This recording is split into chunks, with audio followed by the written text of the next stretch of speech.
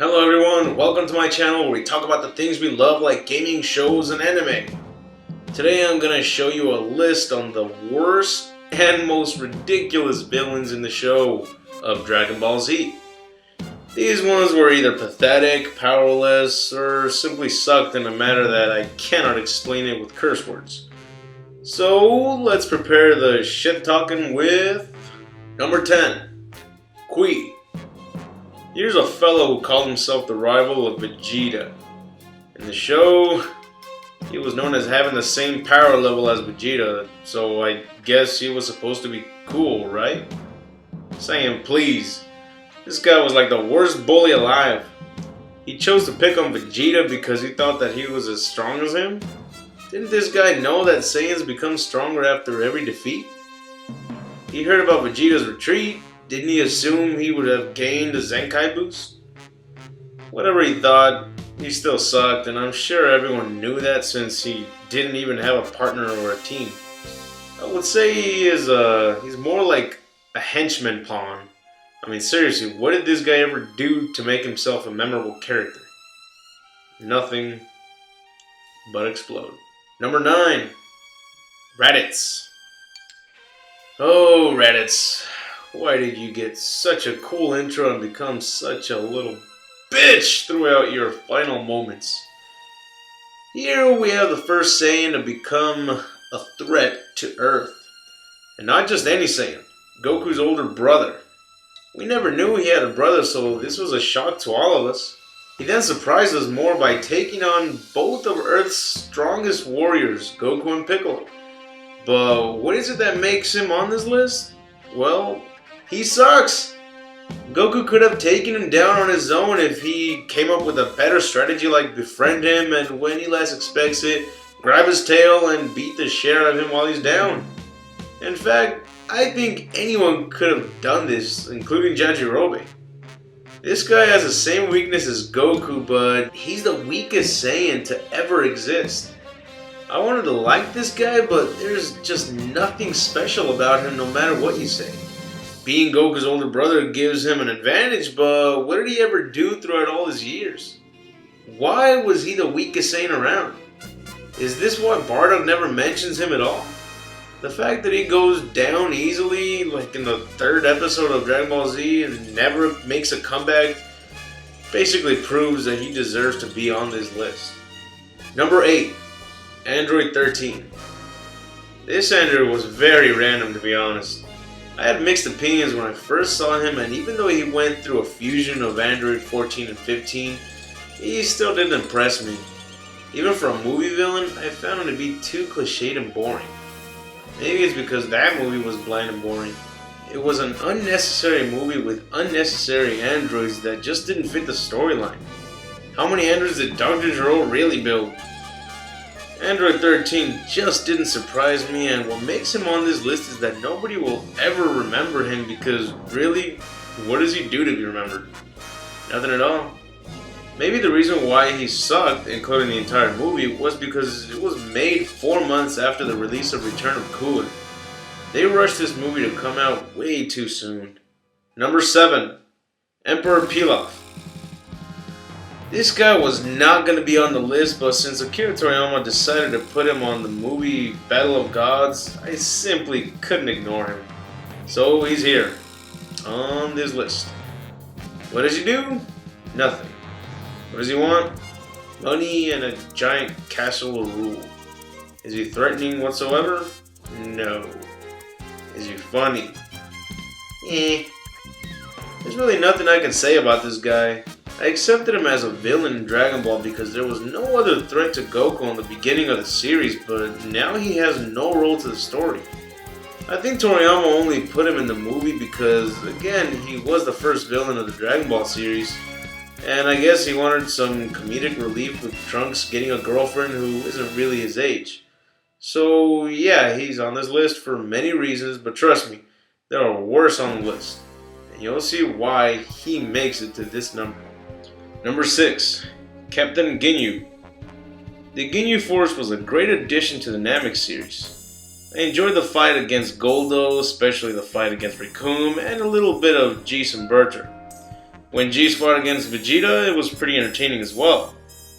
But when Ginyu, the captain of the team, fought, he showed nothing interesting. In fact, he became more of an annoyance than threatening. Gulda was pretty cool because he could stop time. Rikun was cool because he was like an unstoppable force. Berter was pretty cool because he claimed to be the fastest in the universe, but then failed miserably. His intro made him look cool though, up until Goku showed up. Jeice was the only villain without any special abilities, but he at least put up a fight against Vegeta, and that was an interesting fight. But Ginyu's special ability is to swap bodies. That sounds like a cool ability, but when he does it, he doesn't even know how to control the body he's in. A lot of us are thinking that maybe he could have been a bigger threat because he has this overpowering ability. But I say it isn't, because if he couldn't even perform any of Goku's special moves, what makes you think that he knows how to transform if he were to take over Frieza's body, or Cell's, or Majin Buu's? Majin Buu can take your body and instantly know all your moves. This guy switches bodies and he doesn't know how to control it, making him, ironically, the most useless character of the team. Number 5. Fake Namekians. Remember these guys? Me neither. Number 4. King Cold. After Frieza's defeat, we were all surprised to see him still alive. But what made his comeback seem more threatening was that he was not only heading to Earth, where Goku still hadn't arrived, but he brought his father along with him. I thought the Earth was officially fucked when they introduced King Cold. But the moment they arrived, they are greeted by Trunks from the future, making it a hell of a twist we didn't expect. Then Trunks ended up making Frieza and King Cold look like henchmen scraps. At first, yes, that was cool, but why the need to make us think, holy shit, Frieza has a father and he looks super threatening? Why do that when he doesn't last an hour on Earth? This guy looked stronger and more scarier than Frieza. I mean, it's his father, and by the looks of it, he looks like he's only on his second form. So if he's just as strong as Frieza is in his second form, imagine his fourth. But no. He was taken down instantly and was forgotten in the next episode to make way for the android threat. Number 3. Turtles. The movie Dragon Ball Z Tree of Might was a movie that actually hit theaters even in Mexico.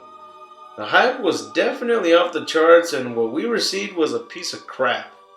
The movie villain was Turtles, a guy who looks identical to Goku even though he shares no relation whatsoever. He even has the same haircut. There's no explanation to how he survived the destruction of planet Vegeta. Some would say that he was in another planet when it happened, but if that were the case, don't you think there would be like hundreds of Saiyans alive, since they are all warriors and are always eliminating races in other planets? But other than that, this guy proved to be the weakling when his only objective was to go to Earth to grow a tree that absorbs all of Earth's energy so that he can eat the fruit from the tree and gain its power.